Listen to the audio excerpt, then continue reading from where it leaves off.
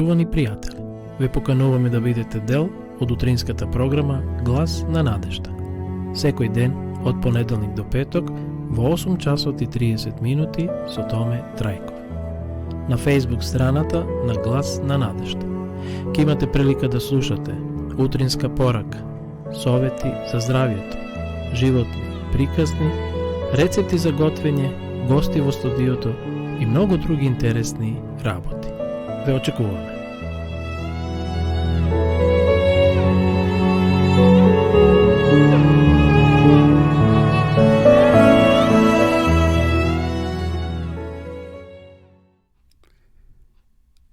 Почитувани гледачи, добро утро и ова утро. Сречен поздрав од студиото на Глас на надежда од Кавадарци. Ова програма се имитува секој утро од понеделник до петок во 8 часот и 30 минути. Ме причинува задоволство што ќе можеме денеска да се дружиме и да ги проследиме нашите содржини, што ги приготвивме токму за вас, почитувани гледачи. Верам дека се одморивте. Поздрав и до вас кои сте на своите работни места и вие кои сте дома покрај топлите шпорети или пак можеби патувате. Сите сте добре дојдени во нашата утринска програма. Денеска е 15 декември, среда, 2021 година. Уште 16 дена, недели од крајот на оваа календарска година. Може да кажеме дека утрово сонцето изгрева во 6 часот и 51 минута, а истото ќе зајде во 16 часот и 3 минути. Полека се ближиме кон крајот на оваа календарска година, ќе отпушне нова, ќе трчиме уште нов круг во нашиот живот. Верувам дека сме сите благодарни, почитувани пријатели, што Господ не водеше преку оваа турбулентна година. Навистина имаше многу стресови. Тука е тој вирус кој постојано не притиска, кој постојано не потикнува да размислуваме дека човечкиот живот е многу краток. И затоа чувајте се, да го молиме Бога и тој да не чува секако, но многу е битно и ние да се чуваме од се она што се случува на оваа земја. Бидејќи ова е христијанско радио и христијанска програма, и утрово ние ќе упатиме една кратка молитва до Господа, потоа ќе отпочнеме со нашите содржини. Господе, уште еднаш ти благодариме за огромната Твоја заштита, што имавме во текот на ова ноќ и ни подари денеска уште еден нов ден. Те молиме, води ни, чувај ни, благослови ни, тоа те молиме во името Исусово. Амин. Би сакал само пред да отидеме на утринската порака, почитувани пријатели, драги гледачи, да ја проследиме денешната временска прогноза. Таа гласи дека ќе имаме променливо, облачно и студено со сончеви периоди. Ќе дува умерен до засилен ветер од северен правец, особено вдолж повардарието. Утрово во Кавадарци беше -1, -2, сега е веќе плюс, меѓутоа ќе имаме во теквишијата некаде до 5 степени. На околните ридови околу Кавадарци имаме снег. Тоа е мало количество снег, не е значи некоја огромна количина, но сепак е свежо и студено преку ноќта, а еве денеска ќе имаме променливо облачно. Во западните делови исто така ќе биде променливо облачно од -7 до -7. Во Скопскиот регион од 0 до 5 степени, Комановскиот од -3 до 2 степени, Беровскиот од -4 до 1, Гевгелискиот регион +3 до 8 степени, Пелагонија од -4 до 2 степени и Охридскиот од -2 до 5 степени. Што се однесува до температурите или до временската прогноза за утре, почитувани гледачи, ќе биде нешто слично како и денеска. Еве како прогнозата вели: променливо, облачно и студено со сончеви периоди, ќе дува умерен до засилен ветер од северен правец, особено вдолж повардарието. Значи температурата ќе биде слична како и денешната, но утре значи се очекува утрешните да бидат, утринските да бидат по-свежо, да бидат по-ниски температурите од -8, -3 до +1 во Гевгелискиот регион. Како да е, полека се ближиме кон зимата и кон крајот на оваа календарска година. Еве пред да ја проследиме и денешнава утринска порака, утринско кратко размислување, неколку капки на мудроста кои да ни го освежат овој ден и да не потикнат на добри мисли. Го молев Бога за сила да постигнам успех. Станав слаб за да се научам понизно да слушам. Молев за здравје да правам големи дела, добив немок за да правам подобри дела. Молев за богатство да бидам среќен, добив сиромаштво да бидам паметен. Молев за мок луѓето да ме фалат, добив слабост да чувствувам потреба за Бога. Молев за се да уживам во животот, добив живот да уживам во се. Не добив ништо за што се молев, добив се што очекував. Моите неискажени молитви се вослишени. Јас сум меѓу најблажените. Раката што дава е секогаш над она што зема. Та е добра мисла. И уште една мисла. Зборовите не треба да се бројат, туку да се мерат. Зборовите, значи, не треба да се бројат, туку да се мерат. И на крајот еден убав благослов, што сакам да го споделам ово утро, почитувани гледачи, од 4 книга Мојсеева, 6 глава. Господ нека те благослови и нека те чува. Господ нека погледа на тебе со своето светло лице, нека те помилува. Господ нека го сврти својот поглед на тебе и нека ти донесе мир. Нека со овој благослов и ние го отпочнеме овој нов ден, среда, 15 декември 2021 година. Нека Господ не благослови и нека не чува. Посебен поздрав до сите вас, почитувани гледачи, ако имате денес роден ден. Бидете благодарни на Бога што Господ ве довел до овој ден и ве водел во минатите години. Значи, посебен поздрав до оние кои денеска слават свој роден ден. Бидејќи се ближиме кон крајот на нова календарска година, почитувани гледачи, ние како редакција приготвивме еден маркер што сакаме да ви го подариме. Освен што подаруваме Библија, Светописмо, подаруваме и книга Големата борба, подаруваме и трактат за одвикнување од пушењето, би сакале, еве, од денеска ќе го рекламираме овој мал трактат. Во режија ќе ви го пушта да може да го видите во поголем формат, така да, значи, овој маркер, сите вие кои сакате да го имате и да го ставите во вашите Библии дома или да ви стои на некое видно место, може да го добиете ако се јавите во нашата редакција со ваши име и презиме, ние ќе ви го доставиме преку пошта. Еве што пишува, веќе може да го читате. Срекна нова 2022 година, не плаши се, јас сум со тебе, јас сум твојот Бог. Убав маркер, ќе го добиете и ќе го имате, ќе биде во ваша собственост. Јавете се до нашата редакција во наредните денови, значи до нова година, до 31 декември, последно ќе го рекламираме и сакаме во што поголем број да го подариме на вас, драги гледачи. Можете за вас да порачате, но и за вашите домашни, може би за вашите кумови, вашите браќа и сестри ќе може да го имате. Одиме сега на утринската порака, што ја наоѓаме во Откровението Јованово, во последната книга на Библијата, 21 глава, 10 стих. Еве како стихот гласи: и ме одведе духот на голема и висока гора и ми го покажа светиот град Ерусалим како слегува од небото од Бога. Насловот на утринска порака гласи: новиот Ерусалим се симнува од небото. Значи, Јован Богослов е на островот Патмос како затвореник и Бог му дава прекрасни откровенија. Овде тој го гледа сега небото, односно го гледа Ерусалим, како се симнува од небото.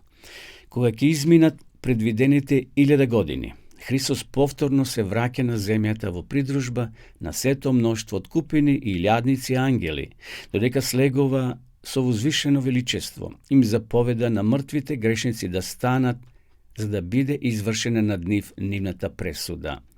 Тие стануваат како силна армија, безбројни како морскиот песок.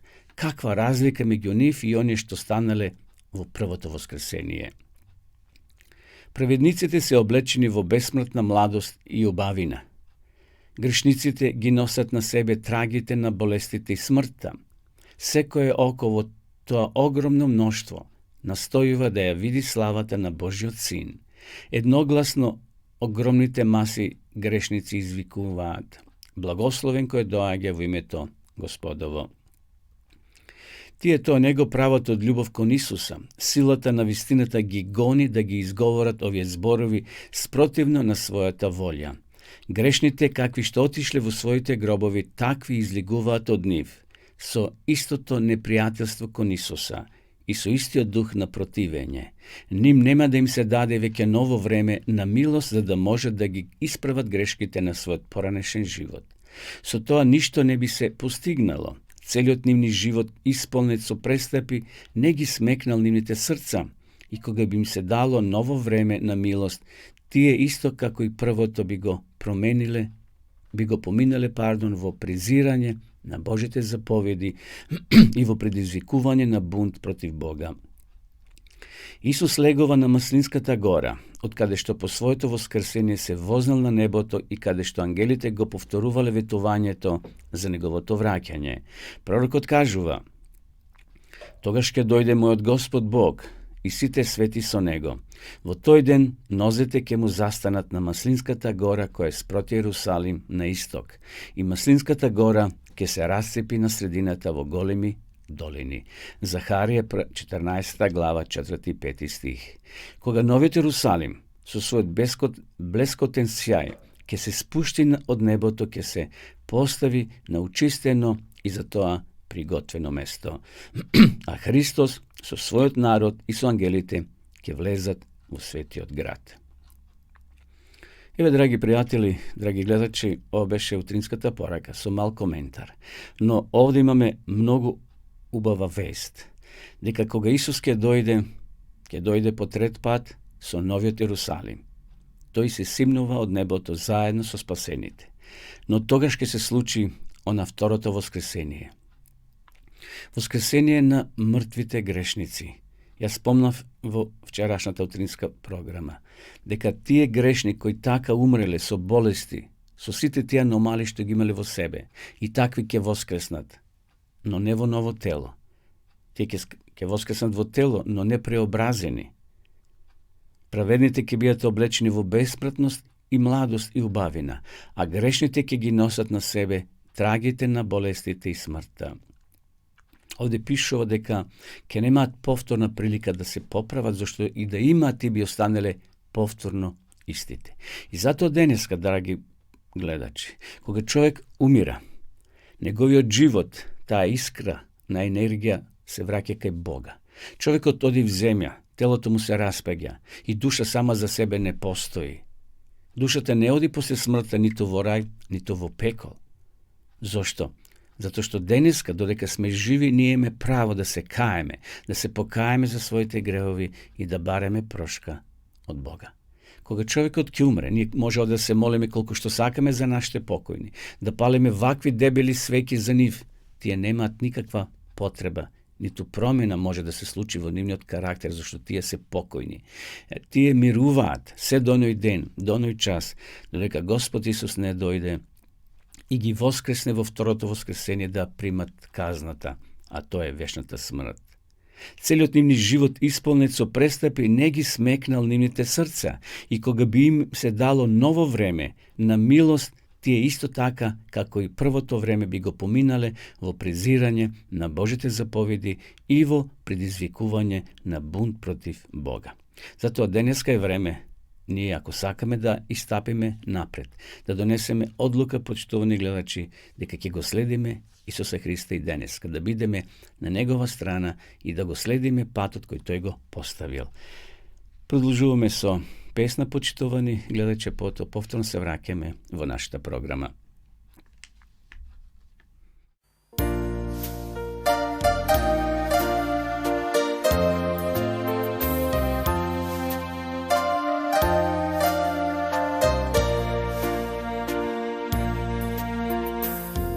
Исус од небото дојде, од гревот не избави, за нас тој на Голгота појде, таму распнат на крстот е.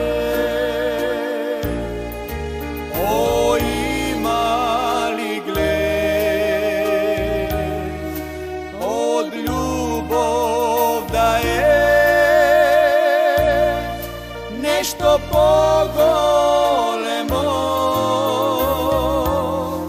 гревот да го откупи, да Исусе тој, што умре за нас, на овој свет зборува, тој крст голготски.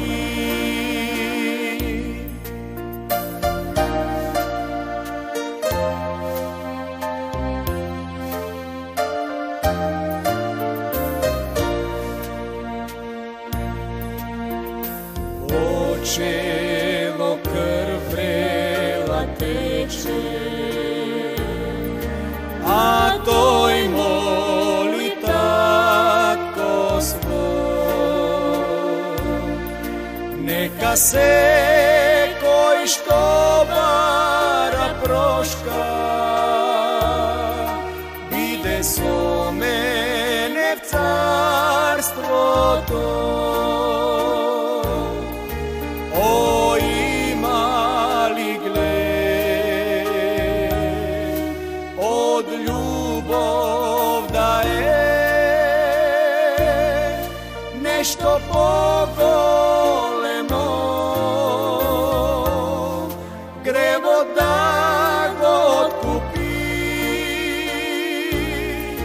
да Исусе тој, што за нас, на овој свет зборува, тој крст голготски, на овој свет зборува, тој крст голготски. Еве неповторно назад во емисијата во живо, почитувани гледачи, следува рубриката за молитвата.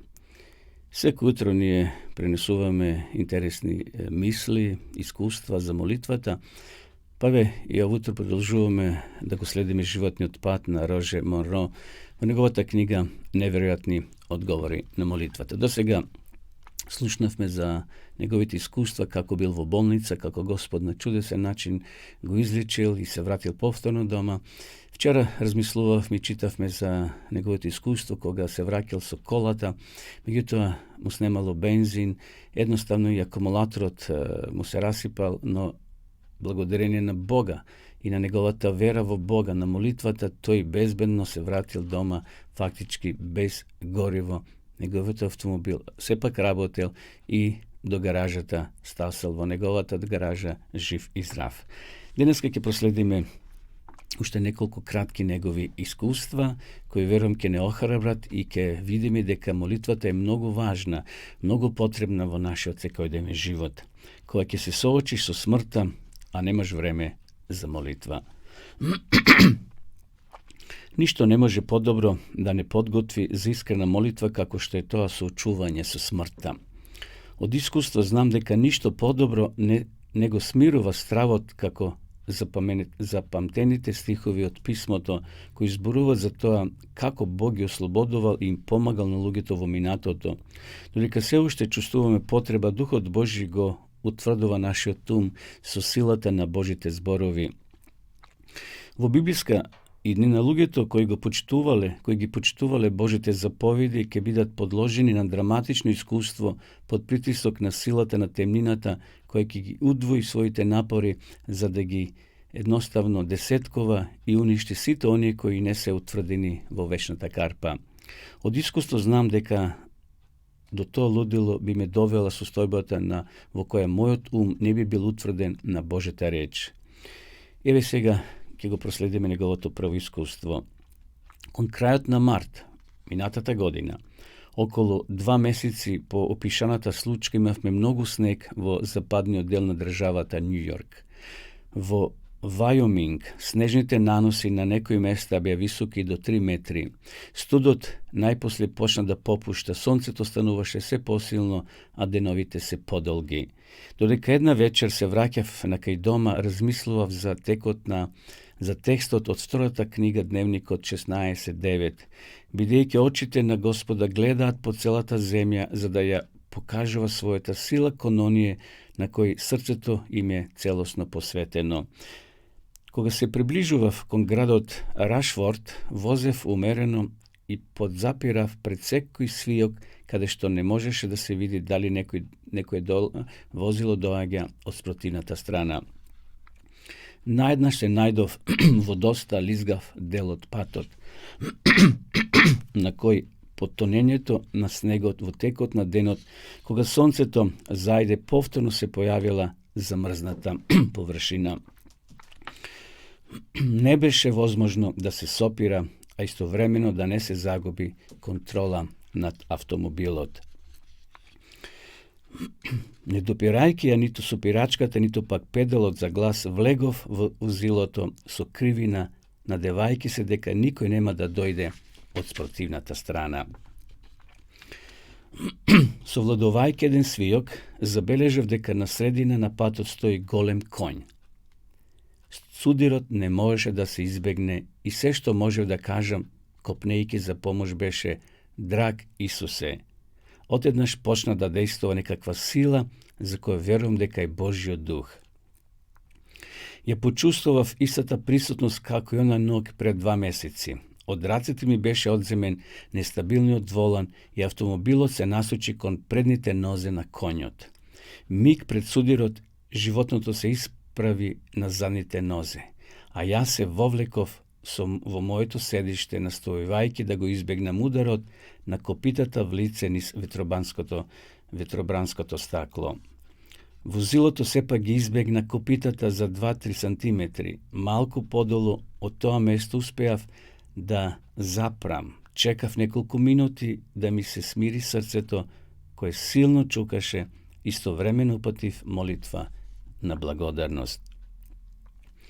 Свеќајќи опасноста што ми се заканува на другите моторизирани патници, отидов до првата куќа покрај патот во обид да го најдам собственикот на конјот. Кога на домакинот му објаснив што се случи, човекот ми кажа дека мислот и животното му припаѓа на соседот кој го држи затворено во текот на зимските месеци. По телефон го повика соседот, кој изјави дека неговиот конј бил во шталата, но дека тоа сепак ќе го провери и веднаш ќе ни се јави. Неколку минути подосна стигна порака дека конјот излегол на чуден начин. Шталската врата била широм отворена, а таа од дворот била полуотворена, па животното излегло на патот. Никој не може да објасни како се случило тоа. Никој не може да се приближи до дворната врата без да биде забележан, затоа што големиот кујнски прозорец е свртен кон патот каде што сега се наоѓаат домакините. Тоа е несватливо, невозможно, велат тие. Мојата супруга и јас повторно одвоивме време да му заблагодариме на небесниот татко. Следната сабота им го раскажав искуството на учениците во саботната школа, па сите се радувавме за тоа. Се соочив со смртта, но Светиот Дух ми донесе избавување. Тоа случување ми помогна да растам во познавањето на Бога. Тоа беше првото искуство, почитувани гледачи, на овој човек. На чудесен начин Господ го избавил да не удри со сета јачина на автомобилот во конјот. Бог ги услишува молитвите ако му ги упатиме искрено и со вера. Еве го и другото искуство. Речиси 20 години работев собирајќи огласи кои се објавуваат како додаток во телефонските именици, во телефонските компанији Бел и Континентал во Охајо, државата Њујорк во Пенсилванија. Последниот пат, последните 5 од сите тие години бев раководител на одделението за редовни деловни партнери на издавачката куќа. Годишно патував од 25 до 45 мили. Патував за време на дожливите и снежни бури, по густа магла и во други неповолни услови. Često srećevav vozila koji jureja kon mene i so koji bez somnevanje upravova lica pod dejstvo na alkohol ili na droga. Da se nasrada vo vozilo na автопат не е настан кој ќе го привлече вниманието на медиумите, но кога некој ќе биде згмечен во автомобил на паркинг, тоа привлекува внимание и се објавува на насловните страници на весниците. Во декември 1971 година ги подготвував огласите за телефонскиот именик. Неколку ноќи поред беше исклучително студено, па сакав да проверам за да бидам сигурен дека акумулаторот во автомобилот е полн за да не ми откаже некој утро. Затоа решив да отидам во автосервис и да го проверам. Студенилото изненади многумина, па тоа утро во работилницата имаше многу работа. Бидејќи со автомобилот не можеше да се влезе во дворот на работилницата, собственикот излезе земајќи го приборот за проверување на исправноста на акумулаторот, а по проверката ми рече дека акумулаторот е добар и дека ќе послужи и во наредната зима. Во меѓувреме голем камион со 27 тони товар стоеше зад мојот автомобил, додека возачот отиде да се распраша каде да го истовари камионот. Пред мојот автомобил се наоѓаше зграда, па не можев да излезам од паркингот. Во тоа време возев автомобил марка Saab. Собственикот на сервисот ми предложи да направам еден маневар пред огромниот шлепер, бидејќи таму според него имало доволно простор, а тој ќе ми помогнал при излегувањето. Моторот на камионот беше исклучен, со пирачките повлечени, бидејќи во спротивно камионот ќе тргнеше низ ридот, со оглед дека паркингот се наоѓаше на коса на долнина. Полека возев назад со упатствата на собственикот кој ми покажуваше како да излезам и да возам. Кога речиси се извлеков, наеднаш ме обзеде чувство познато од претходните опасни ситуации. Се сеќавам дека го исфрлив минувачот од положбата за возење назад, кога наеднаш нешто силно ја турна колата напред. Да не ја држев ногата на сопирачката, ќе удрев во зградата. Дури со брзо возење напред, возилото не можеше сосема да го избегне камионот кој со задниот дел удри во мојот заден браник, оштетувајќи го него и задните светла. Ударот остави голема вдлабнатина на задниот дел на мојот автомобил. Луѓето кои го гледат тоа, се стрча кон мојот автомобил да го видат дали сум добро. Иако вознемирен не бев повреден, ме прашува дали сте добро, човеко, дали вие сте секогаш вака среќни. За малку ќе загиневте. Како успеевте толку брзо да излезете од возилото? Како знаевте дека камионот ќе се откочи и ќе тргне низ ридот? Како успеавте да го запрете возилото, да не удрете во зидот? Една стара жена рече, вашиот ангел ви го спаси животот. Сигурно Бог вас многу ве сакам. Еден човек дофрли, пријателе, малку фалеше да бидете здробени во тој автомобил. Го сваќате ли тоа? Еве, почитувани гледачи, ова беа искуствата на Роже Монро. Човек полн со вера, човек на молитва. Затоа и ние да користиме молитвата во нашиот секојдневен живот. Не знаеме што може утре да ни се случи. Господ нека го води и денеска твојот и мојот живот. Одиме понатаму, почитувани гледачи, ќе проследиме уште една убава христијанска песна, а потоа повторно се враќаме во живо во нашето студио. Niko na svijetu te voljeti neće, kao što voli Bog.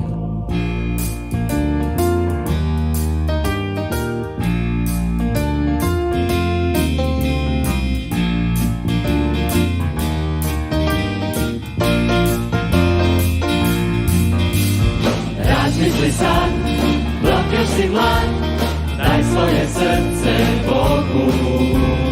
Niko na svijetu te volje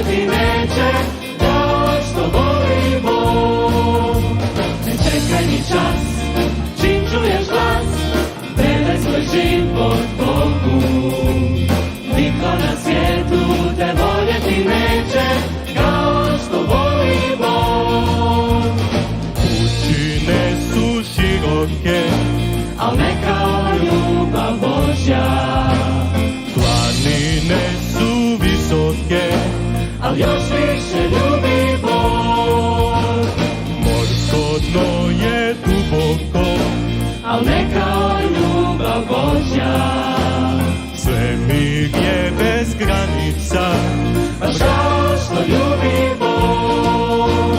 Razbiti stan, dok još si mlad, daj svoje srce Bogu.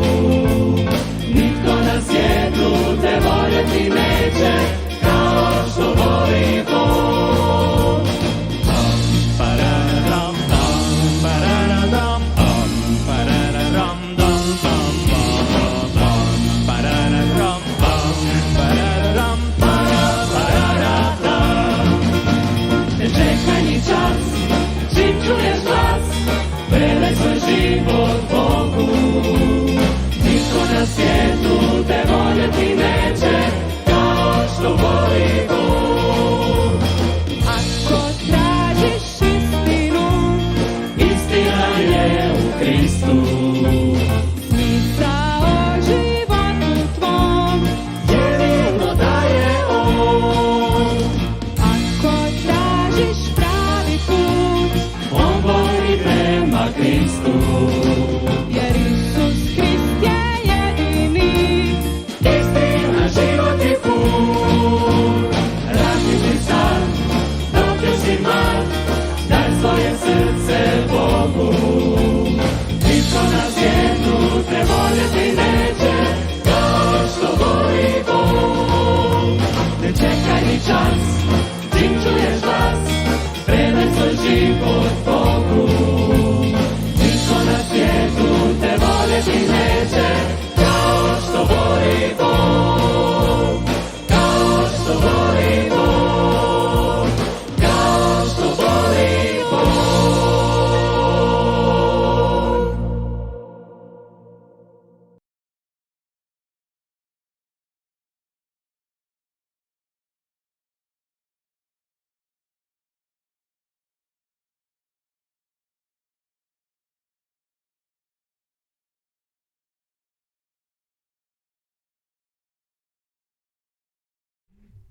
Evo nepovtorno nazad vo živo, počtovani gledači.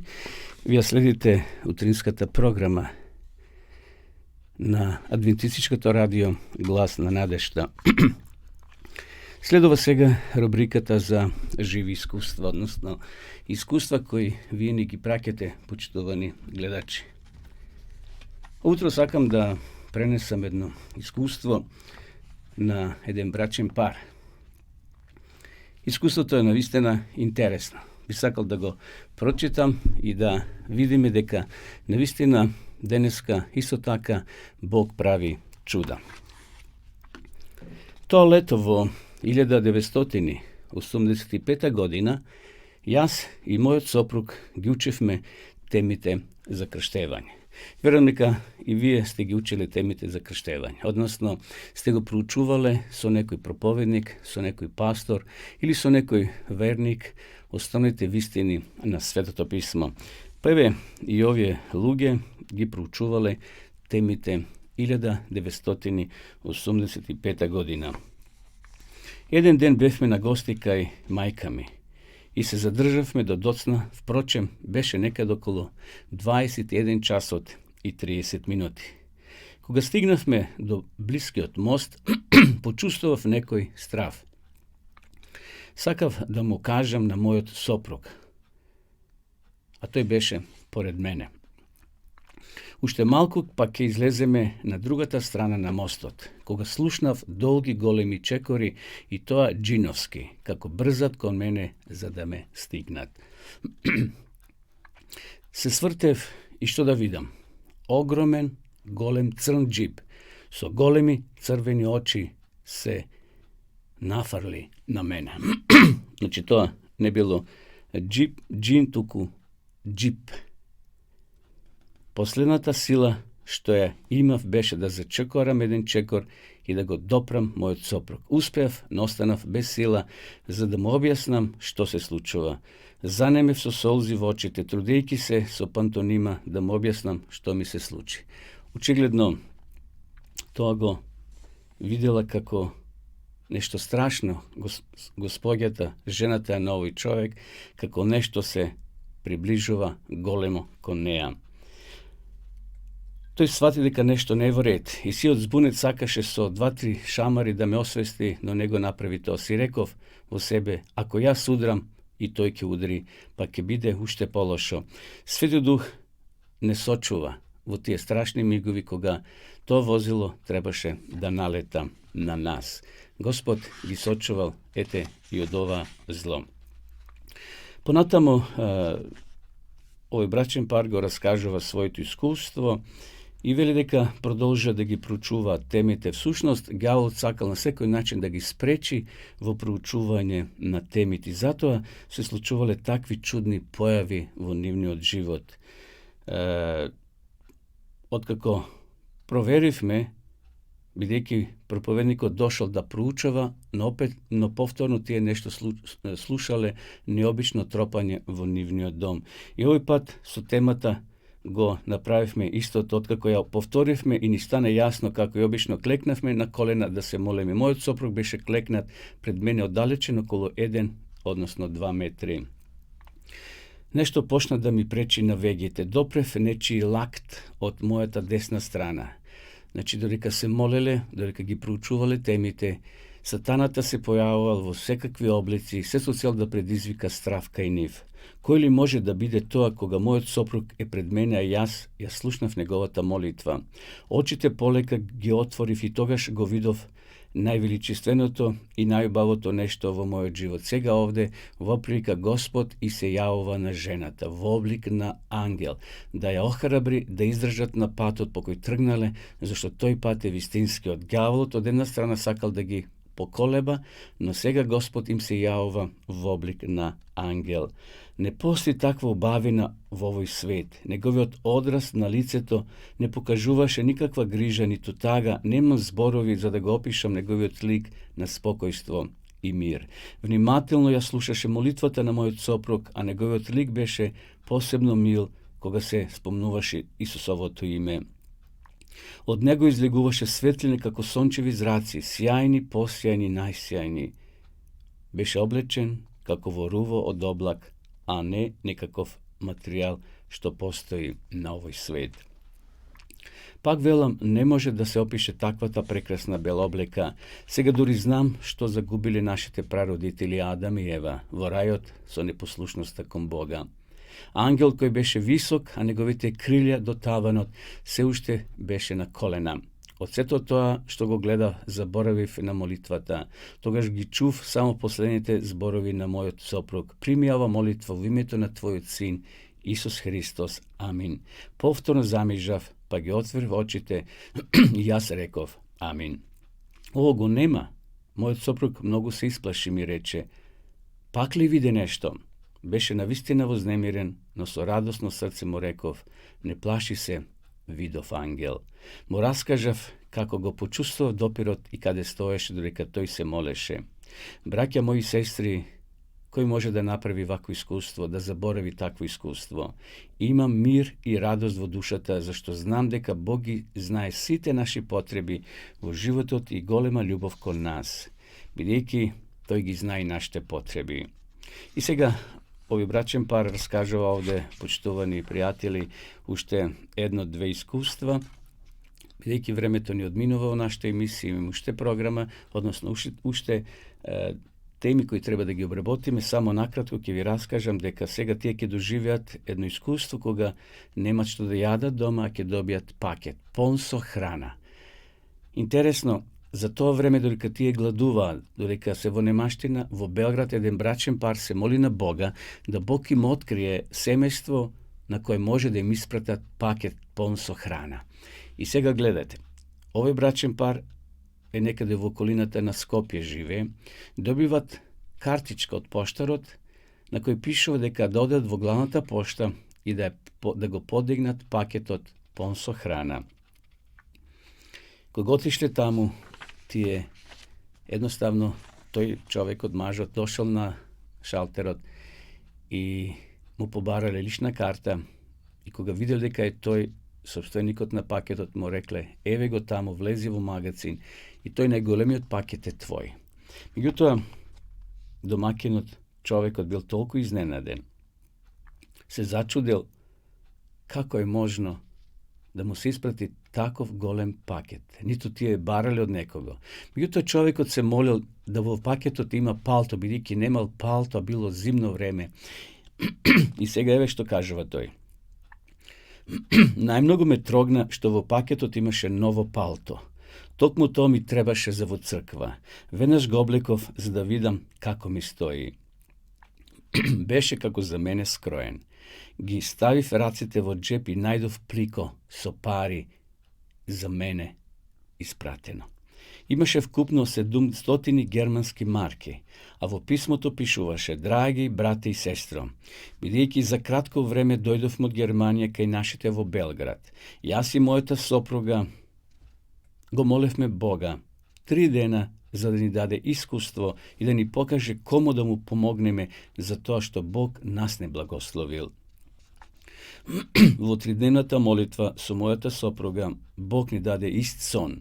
Вашиот лик, адреса, име и презиме. Си го раскажуваме сонот еден на друг. Плачејќи и сигурно дека тоа е од Бога, решивме да направиме пакет кој ќе биде анонимен, знаејќи дека сигурните раце на Бога ќе го водат пакетот до тебе и до твојата сопруга. Амин. Ќе се видиме на небото. А во пакетот имало многу храна, многу намирници, она што тие го подготвиле како благодарност кон Господа, што Бог нив ги благословувал. Тие сакале сега еден скромен начин да зарадуват едно семејство, а то семејство било ете во Скопје. Се уште не ги знаеме кои се тие луѓе, но Бог да ги благослови и да им даде спасение и вечен живот. Да го славиме Исуса за прекрасните искуства што ни ги дава во животот на ова грешна планета. Бог ги прави сите чуда за да не се заборават. Навистина, почитувани пријатели, Бог и денеска прави чуда. Ова чудо е навистина интересно. Овие луѓе претежно биле сиромашни, но Господ на еден посебен начин ги водел и ги чувал и ги благословувал. И ете, на овој начин тие, всушност, како и самиот наслов на ова сторија, го видовме Божиот ангел. Продолжуваме со совити за здравјето, почитувани гледачи.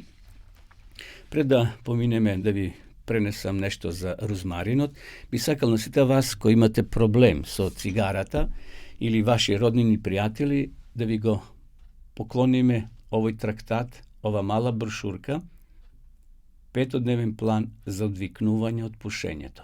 Сите вие кои имате потреба за совети како да се откажете од тој голем порок, еве прилика, бесплатно списание, односно мал трактат, кој може да го добиете на ваша домашна адреса, секако ако ги доставите вашите податоци, а ние по пошта ќе ви ги испратиме на ваша домашна адреса.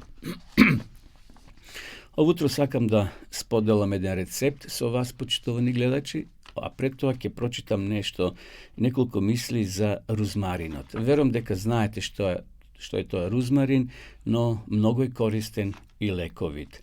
Свежите и суви листови и вравовите на цветот на розмаринот имаат лековити својства.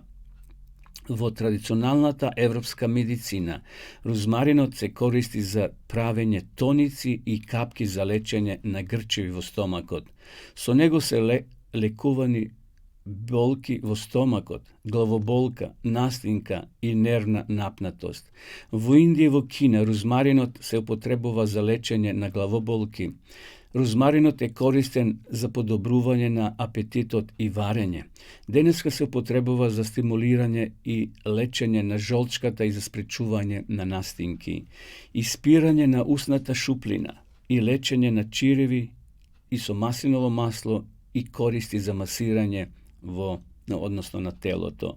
Маслото од розмарин придонесува да се опуштат мускулите и да се смали болката во зглобовите заболени од артритис.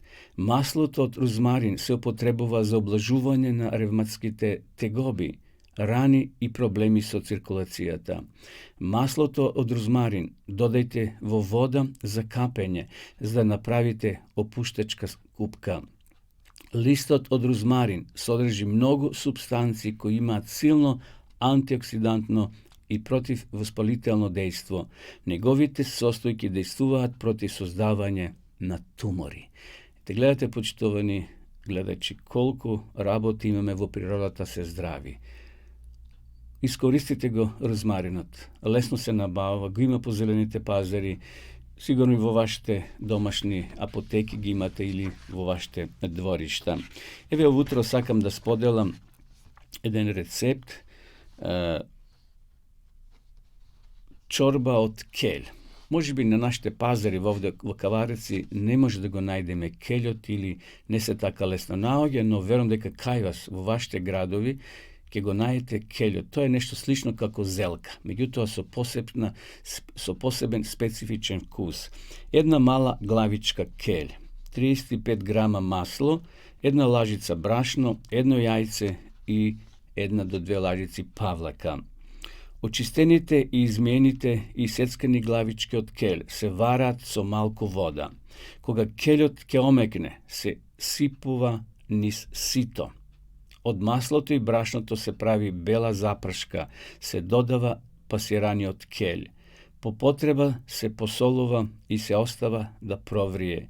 За време на служењето се зачинува со разматеното јајце и павлака и по вкус се додава лимонов сок. Ете, тоа беше утринскиот рецепт, почитувани гледачи, верам ќе го испробате, значи чорба од келј. Продолжуваме со уште една песна, потоа повторно се враќаме во живо во нашата програма.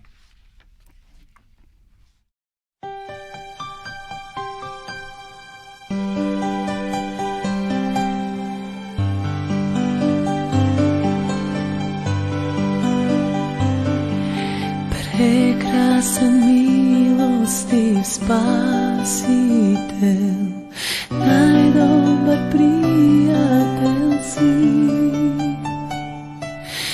Ти си јагнето Божјо, живот ни подари. О, ти живот ни подари.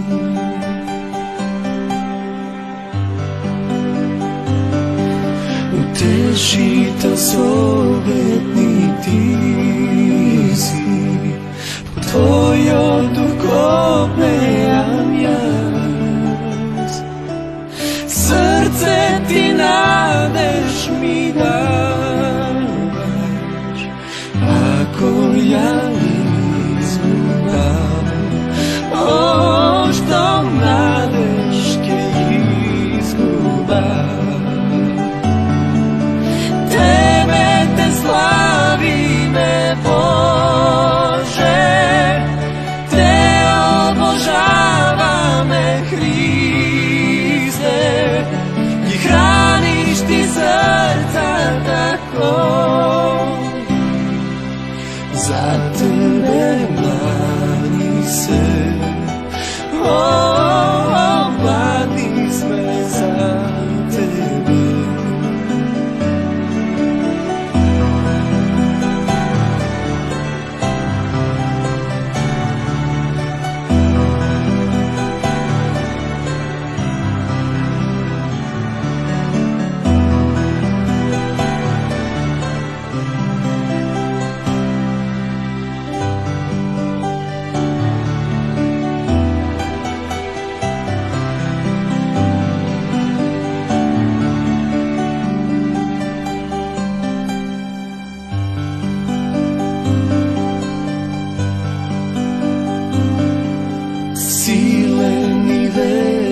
Si tako verno ne ljubiš ti nas, o slabost ni davaš ti sila, kon večnost ne podigaš, o, kon večnost ne podigaš. Tebe te slavime Bože, Te obožavame Hriste, i hraniš ti se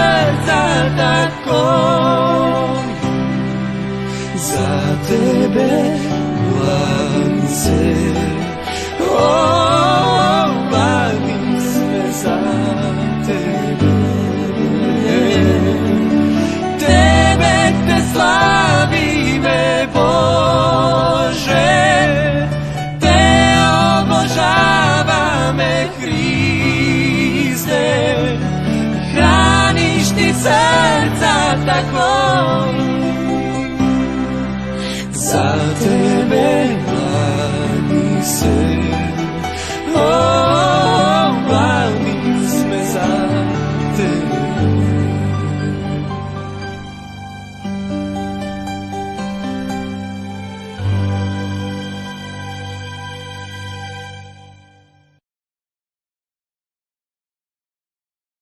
Na Adventističkoto radio Glas na nadešta od Kavadarci. Всеко утро od понеделник до петок в 8 часот и 30 минути. Дојдовме до рубриката Археологијата ја потврдува Библијата. Ние ви подаруваме и Библија, Свето писмо, за сите вас, почитувани гледачи, кои се уште го немате, како Свето писмо, како Библија во вашите домови.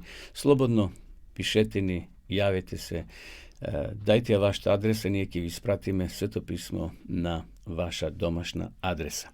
Иако денес има се уште скептици кои не веруваат во Библијата или не веруваат во Бога, меѓутоа еве археологијата денеска ја потврдува веродостојноста на Светото писмо. И токму и овутро ќе ви пренесам неколку мисли од книгата Археологијата ја потврдува Библијата од професорот Драго Обрадовиќ. Денеска ќе прочитаме за Моавскиот камен. Зошто тоа откритие кога е пронеден овој камен Моавски е многу важно. Многу важно било ово откритие за археолозите, затоа што тие уште еднаш ја потврдиле веродостојноста на Светото писмо и на тие библиски извештаи. Во август 1868 година германскиот мисионер Ф.А. Клейн се наоѓал во градот Девон на северниот брег на реката Арнон, 25 километри источно од Мртвото море во Трансјорданија. Девон бил важен моавски град уште во 13 век пред нашата ера. Го освоил аморескиот цар Сион. Тоа го пишува во 4 книга Мојсеева, 21 глава, 30 стих.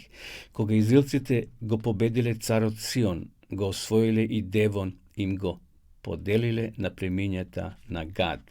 Девон е познат и како родно место на моавскиот цар Миса, а бил и престолнина на неговиот татко Миса, во него подигнал многу градби, меѓу нив и царска тврдина, зашто пишува во 21 ред се споменува за кој станува збор во оваа глава. Археологијата и историјата ни ја потврдуваат вистинитоста и веродостојноста на библиските записи. Кога спомнатиот мисионер Клейн се спријателил со арапите во Девон, некој љубезен шејк му обрнал внимание на еден стар заоблен камен кој стрчел од земјата. На предната страна од каменот се наоѓал надпис испишан со старо еврејско писмо. Тоа го навело Клейна на помисла дека се работи за документ со историска вредност. Препишал неколку зборови од каменот и ги пратил во Берлин, а во меѓувреме почнал преговори со арапите околу купување на каменот. Враќајќи се во Иерусалим, за ова посебно подробно го известил германскиот конзул Петрмен. Спогодбата требало да биде извршена во голема тајност. Насетувајќи големата вредност на овој камен, Клейн во име на Берлинскиот музеј на арапите им понудил $400. Во меѓувреме веста за постоењето на овој камен пристигнала до францускиот конзул во Иерусалим Чарлс Клемпмонт, кој веднаш пратил свој соработник кај арапите да ја испитат целата работа. Овој се вратил со неколку редови испрепишени текстови кои сведочиле дека станува збор за вреден споменик од минатото. Клермонт повторно го пратил својот соработник во Девон, а самиот Кришум се упатил до споменикот, наквасил хартија, ја ставил врз споменикот и тријќи со четка по хартијата направил отисок од препишаниот текст. Додека го правил тоа, жителите на Девон го забележале. Мислејќи дека сака да украде каменот, се стрчале зад него да го убијат, но тој бргу ја скрил хартијата во својата широка облека, седнал на коњот и побегнал кон Ерусалим. Увидувајќи вредноста на овој споменик, конзулот во име на француската влада им понудил сума од $1.500. Восхитени арапите заклучили дека каменот можеби вреди уште повеќе и дека ако каменот не го продадат веднаш, подосна можеби ќе добијат значително повеќе пари.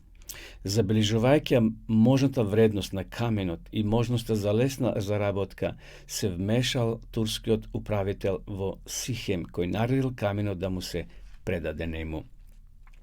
Сметајќи дека каменот, ако го раскашат во парчиња, ќе може да го продадат парче по парче, арапите го загреале до усвитување и потоа го полеле со студена вода и така го раскршиле на многу парчиња. Потоа, сообразно со арапските обичаи, парченцата ги поделиле по семејствата во своето племе да им служат како амулети или амајлии. Предмети кои Божем имаат волшебна моќ да ги штитат од болести и несреќи, а и кои суеверните постојано ги носат со себе, обично околу вратот. Моавскиот камен или мисин столб е изделкан од црн базалт и сличен е со надгробните споменици од 19. век. Каменот е висок 120, а широк 60, а дебел 6 см. На предната страна се наоѓа надпис со 34 редови со алфабетско писмо. Според диалектот, стилот и содржината, надписот наликува на библискиот извештај од втората книга до царевите, 3 глава, за моавскиот цар Миса, кој се побунил против израелскиот цар Ахав. Споменикот го поставил царот Миса околу 850 години пред Христа, за да ја прослави својата победа. Јас сум Миса, син Хемосов, владев по мојот татко кој му подигна олтар на Хемоса во Кархох, зашто тој ме спаси од сите владетели и ми помогна да ги победам своите непријатели. Текстот исто така го споменува израелскиот цар Омрие, моавскиот цар Миса, племето на Гад и бројни градови во Трансјорданија, кои ги спомнува Библијата. Речникот на овој споменик во целост еднаков со речникот на Стариот Завет. Моавскиот камен денес се чува во Парискиот музеј Лувр, како исклучително важен споменик од библиската историја. Еве, драги гледачи, го проследивме и овој денешен извештај дека археологијата ја потврдува Библијата. Светото писмо е книга над книгите и секој христијанин треба да има во света книга во својот дом. Ако се уште немате Библијата, биете слободни, напишете ни, побарајте ја, а ние бесплатно ќе ви ја испратиме и ќе имате во вашето семејство, во вашите раце. Почитувани гледачи, ми беше задоволство што можевме и утро да се дружиме. Ви закажувам нова средба, ново дружење, утре наутро, четврток, во 8 часот и 30 минути. Бидете денеска радосни, бидете благословени, но бидете одговорни, чувајте се. Господ со вас, се гледаме утре наутро. Пријатно.